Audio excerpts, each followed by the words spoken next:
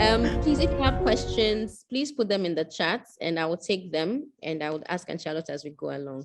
So we've talked about before the storm. And for me, I'm taking away one, you want to constantly monitor your environment. Two, you want to be intentional about the company you keep, because in a storm, you would have to be in the space with those people. And of course, we know from our discussion of waterers and wasters, yeah. Surround yourself with people who are creating a negative environment around you, wasters. So I think for me, that's key. The part that you play of being strategic, preparing yourself, preparing the people around you, but also being intentional about the company that you keep. Thank you, Auntie Charlotte. I don't know if there's anything you want to add about before the storm, before we move before the storm. Yes. So sometimes, they'll tell you in the weather forecast that the storm is coming, is rich here. You better be tracking it.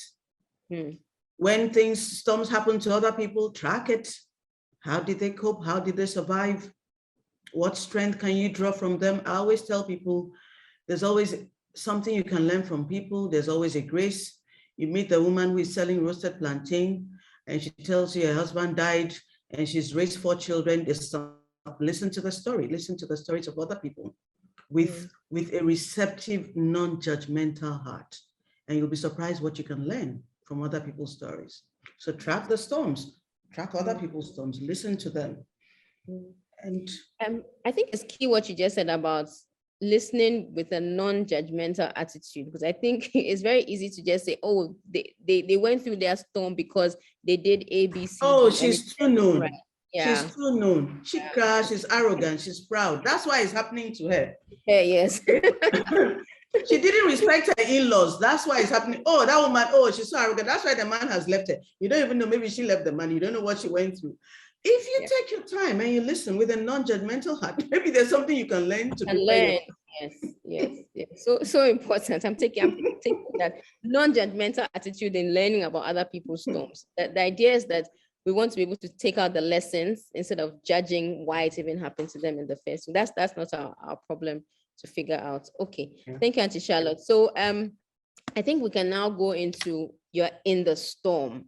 You've heard, you've scanned the environment. And it still came. 10 years from now, my industry is going to go digital. They will not require me to walk into the office. And then one day you've prepared yourself. You've learned everything. You have all the skill sets and everything. And then the storm hits you. See, it can be anything. It can be anything. Especially since we have a lot of women here. It can even be a marriage.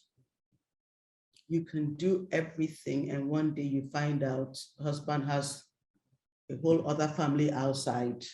You may have worked all the time he was in university to support his school fees, and he gets up one day and he says he's moving on. Things happen. He can leave the house and he can die, God forbid, but things happen. So yes, there are some storms that nothing can prepare you for them. Because they are just a part of life. And even God doesn't control the actions of other people. So in spite of your best intentions, in spite of your meaning well, in spite of years of devoted service to a man or to a job or to a woman, they can come up with a very disruptive storm that messes up your life. It can even be that your husband is a primary breadwinner and he goes to work and he loses his job. All kinds of things happen. It can be a health crisis, a scary diagnosis. And like any other storm, when there's a storm, the power is off. They'll tell you power goes off. One of the first things that goes off. Trees are falling, buildings are collapsing, people are dying. Somebody was trying to cross where there was a bridge, the person drowned. There's death, there's disaster. It happens. It's the bad part of life, but life is not always about the good part. Life comes with all that. And if you notice when they report about storms, they'll tell you power went down, people could not call for help. That is even in the societies where they have 911. Sometimes you cannot even call for help. You are in that storm alone. And that's the question. What do you do when you are in that storm alone? When the unexpected happens? I think the first thing you should do is just be still. Mm. Life can throw some curveballs at you that sometimes there's nothing you can do but just be still. And if you're a person of faith, that is when you go to God.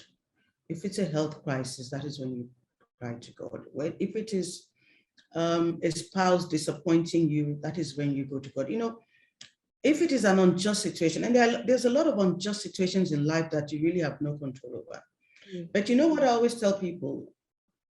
All the facts that you cannot see, all the reasons you cannot understand, luckily, there's a God who sees all the things you cannot see and understands all the things you cannot understand. And I tell people, even if you go to court here and you get an unjust decision, there's a higher court you can appeal to. So the first thing I think is just to be still and bring God into that situation. I think it's something we forget to do. We would scream, we would cry, we would complain, we would call people. Sometimes there's nothing they can do. For me, I would go to the person who can actually do anything. Bring God into that situation first. And then when you do that, the next thing you should do is assess the damage. Mm. And Charlotte, please don't move. I just want to ask a quick question. In the being still, does that, how, I mean, when you're hit, how do you gather yourself, especially when you're alone? So you're hit with a storm and you're alone. How, what are there any techniques, are there any methods that you've tried that have helped, that just helps you collect yourself? Like how they would tell you, just put yourself together. Put yourself together. No, who is telling you that? So, you know how society says, No, but that's not the time. That's not the time you're listening to society. That's not the time you're listening to society. Read about Job. The day Job got the news, you know, and it was in as the devil tries to wind you up, the devil he was giving it to him like news updates. So first, your business, all your animals, all your businesses, all your sheep, then it comes, and all your children and all this. After all that, what was the first thing Job did? He just went on his knees. Well, he couldn't stand anyway. I think that the weight of all the bad news had knocked him down. He went on his knees, and while he was on his knees, he just worshiped God. That was an act of submission, saying, I can't deal with this. You step into the situation. And I think that when those really tough things come, that is all you can do. Just be still and just go to God. You can't stand anyway. Do you have the strength to stand? I'm thinking not. Bad diagnosis, whatever, just be still and go to God first. Because you see, it is even in that going to him that you're going to get direction as to what you're going to do next. And Charlotte, you know that there's also the situation where you feel that in talking to other people, you feel better, or you feel that if I talk about it, it will reduce the impact. What's your position on that? Because I don't think that throwing a pity party is a way to go in a storm, but we're relational. So we have friends, we have family. What role does sharing the information of the storm play? It depends on the quality. Remember, we talked about the quality of people that you put in your boat, knowing that the storm will come. There are some people that, and even like Job, he had very wise friends. In fact, the friends started out very well. When Job's friends first came, they just sat down with him and wept with him. They didn't say anything. They were very good friends. They started out just comforting him. And then as the days grew, they now started trying to figure out, but you cry, why did this happen to you? And you said you were righteous. You couldn't have been righteous. If you were righteous, why would this happen to you? God doesn't behave like that. Now, they even assumed the position of God and became very judgmental. So it depends on who you're going to speak to at that time. If you go and speak to the wrong people, they can make the situation worse for you. And that is why I would still advocate that you go to a place of prayer first and even seek for guidance.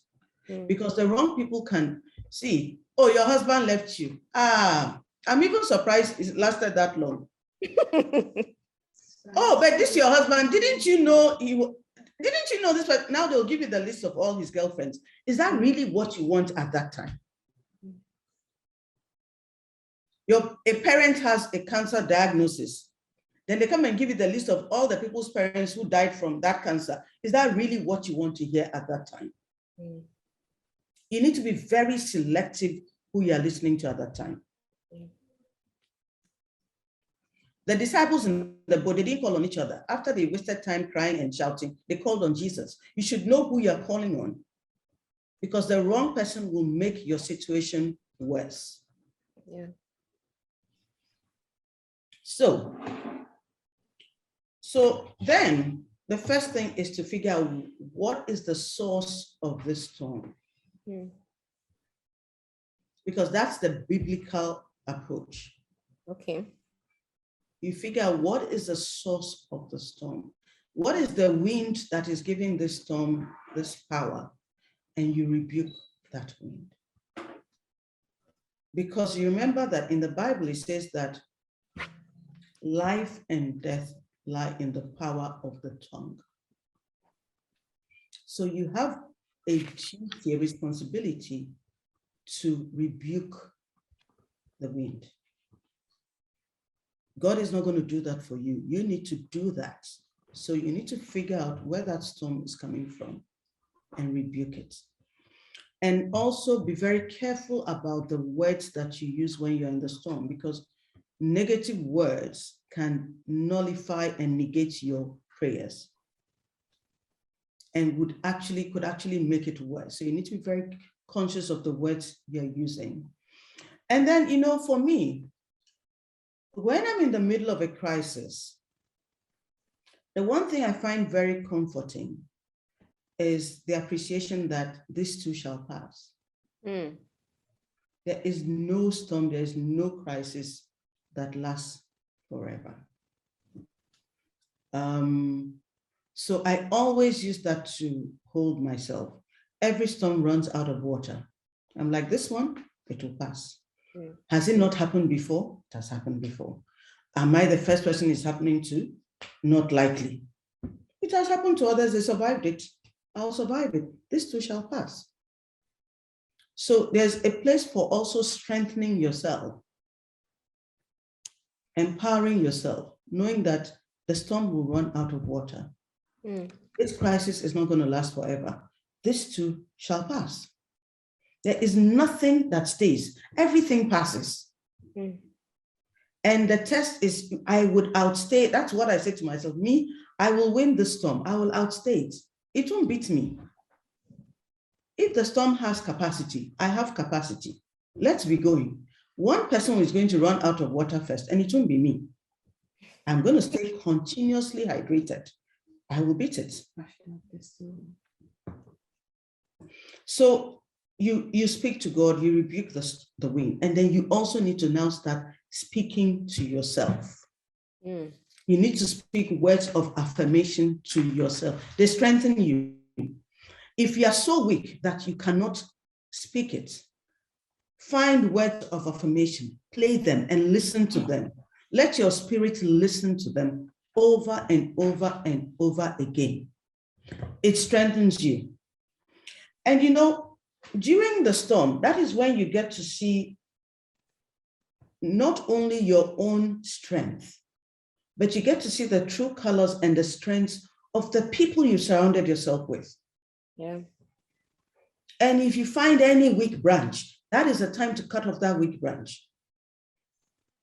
It's not everybody that is meant to be around you. And we will get to the value in the storm. So you must also be studying the people around you. How are they reacting to this storm? The friend who is coming to tell you that, as for your husband, he was chasing everybody, didn't you know? Those are not the kind of people you want to move to your next level with. And if you don't learn the lesson, the same storms will keep repeating in your life until you learn the lesson you needed to learn. And then, you must remind yourself of who you are in the storm. Whose child are you? Who is your father? What is the source of your strength? What is your identity? When you remember that, you would know how to get past that storm.